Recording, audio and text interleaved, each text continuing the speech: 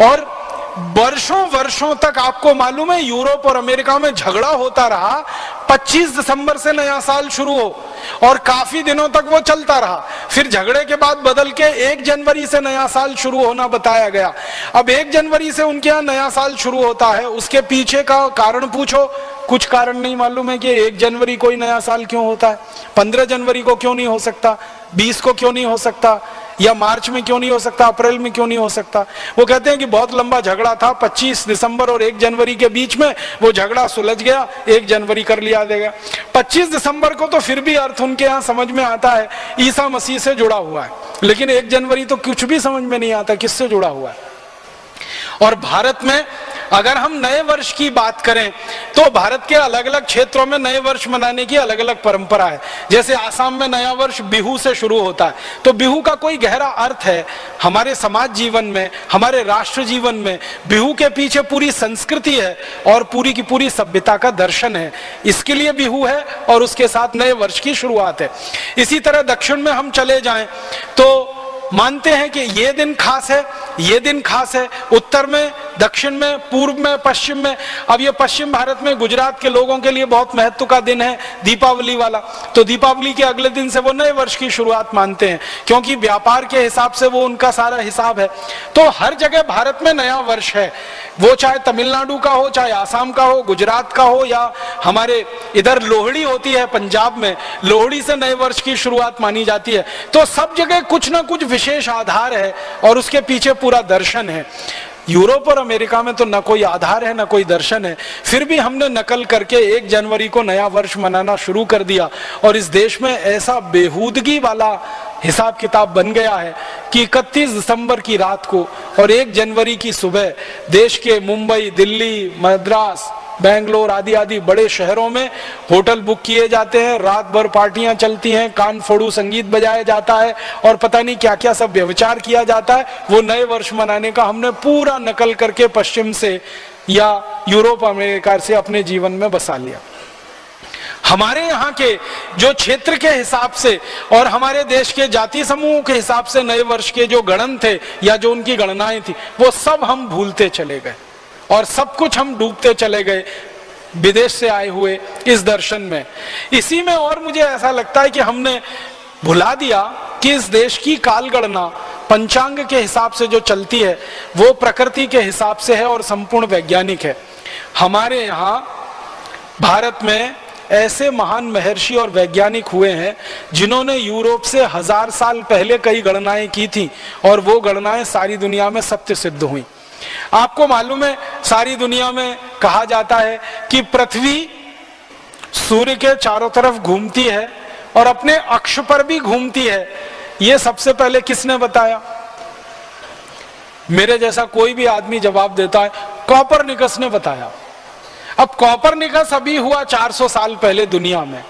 Copernicus के जन्म के ठीक 1000 साल पहले भारतीय महर्षियों ने यह पूरी बात बता दी थी कि पृथ्वी सूर्य के चारों तरफ भी घूमती है और अपने अक्ष पर भी घूमती है।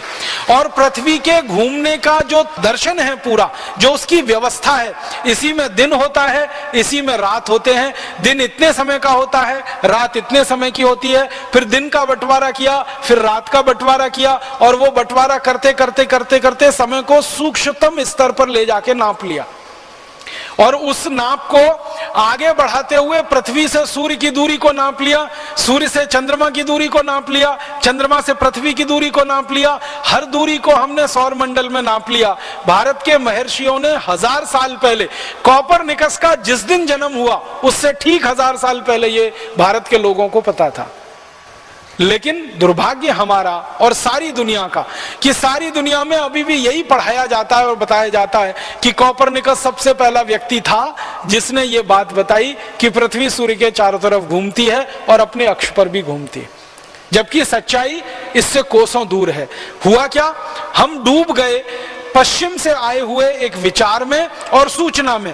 हमने अपने जीवन में यह जानने की कोशिश नहीं की कि क्या कोपरनिकस के पहले भारत में भी ऐसी बात कहने वाले कोई लोग थे या लिखने वाले लोग थे और बहुत ज्यादा वैज्ञानिक पद्धति से गणना करने वाले लोग थे इस देश में। तो समय की गणना, काल की गणना, पंचांग की गणना और उसके हिसाब से दिन और रात की गणना, उसके हिसाब से सप्ताह की गणना, ये सब कुछ भारत से निकलकर दुनिया में गया।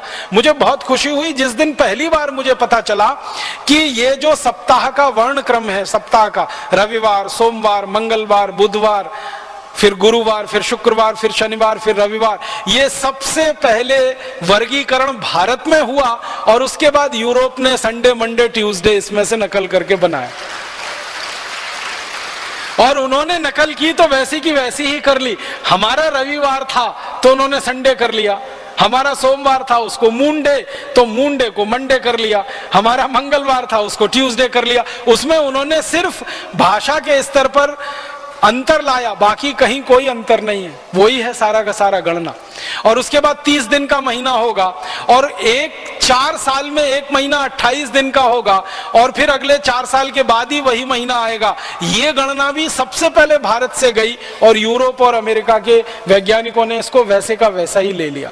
सूर्य की दूरी जो उन्होंने निकाली यूरोप और अमेरिका के वैज्ञानिकों ने, उसमें 1 इंच का भी फर्क नहीं है 1000 वर्ष पूर्व जो भारतीय महर्षियों ने निकाल के दे दी।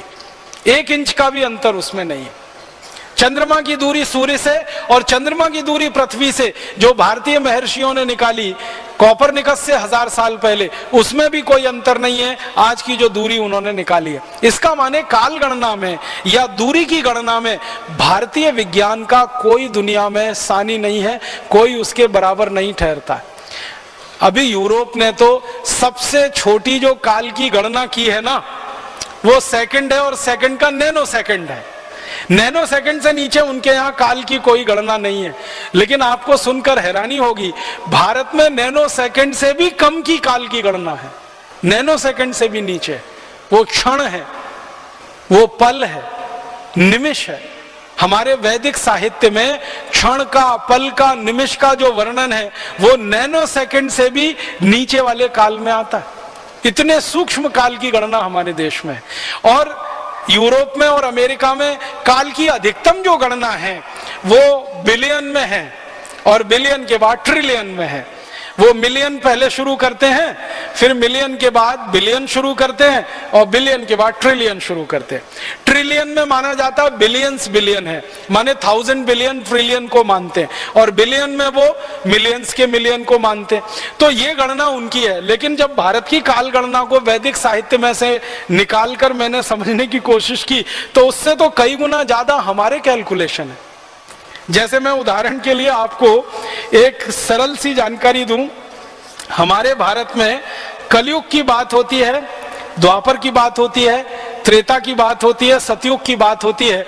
ये कल्पना तो यूरोप में किसी को है ही नहीं। कलयुग 4,32,000 साल का है, द्वापर 8,64,000 साल का है, फिर त्रेता हमारे यहाँ 12,96,000 साल का है और सतयुग हमारे यहाँ 17,28,000 साल का है। ये चारों युगों को जोड़ दिया जाए तो चतुर्युग बन जाता है, ये 43,20,000 साल का होता है। और 71 चतुर्युग का एक मनवंतर हो जाता है जो 30,67,20,000 साल का होता है। और एक चतुर्युग जो है ना वो ब्रह्मा जी का एक दिन है और एक चतुर्युग ब्रह्मा जी का एक रात है। इतने लंबे कैलकुलेशन करोड़ों करोड़ों साल के। और हमारे मन में कितना वो रच बस गया है काल की गणना का कि अक्सर यहाँ यज्ञ होता है, उस यज्ञ में संकल्प पढ़ा जाता है और वो संकल्प भारत में हजारों हजारों लाखों लाखों लोग सामान्य रूप से पढ़ते रहे हैं। वो सारा संकल्प अगर ध्यान देंगे तो काल की गणना ही है। कान में जो शब्द पढ़ते हैं वो सारे के सारे काल की गणना के ही शब्द हैं। तो संकल्प बोला जाता है यज्ञ के समय, और यज्ञ करना इस देश में हजारों वर्षों तक सामान्य लोगों की दिनचर्या में शामिल रहा है। तो हजारों वर्षों तक सामान्य लोग दिनचर्या में संकल्प बोलते रहे हैं, माने काल की गणना करते रहे हैं, क्षेत्र की गणना करते रहे, स्थान की गणना करते रहे। क्योंकि जब हम यज्ञ करते हैं तो स्थान का नाम होता है, क्षेत्र का नाम होता है, राज्य का नाम होता है, फिर देश का नाम होता है, फिर शायद सारी दुनिया में देश का एक छोटा सा हिस्सा है उसका नाम होता है। तो ये सब कुछ हमारे यहाँ सामान्य रूप से हर व्यक्ति के लिए उपलब्ध रहा हो। अब उस देश में सामान्य रूप से हर व्यक्ति के लिए जनवरी फरवरी मार्च तक सीमित हो जाए सारा समय गणना, या जनवरी फरवरी मार्च के बाद उनका फोर्टनाइट और वीक में सिमट जाए, तो ये बहुत दर्दनाक और अफसोस की बात है। और ये दर्द और अफसोस शायद इसलिए है कि हमारी शिक्षा व्यवस्था में जो भारतीय संस्कृति को हमने कोई स्थान देकर विद्यार्थियों को तैयार किया होता तो शायद ये गिरावट हमारे देश में नहीं आई होती।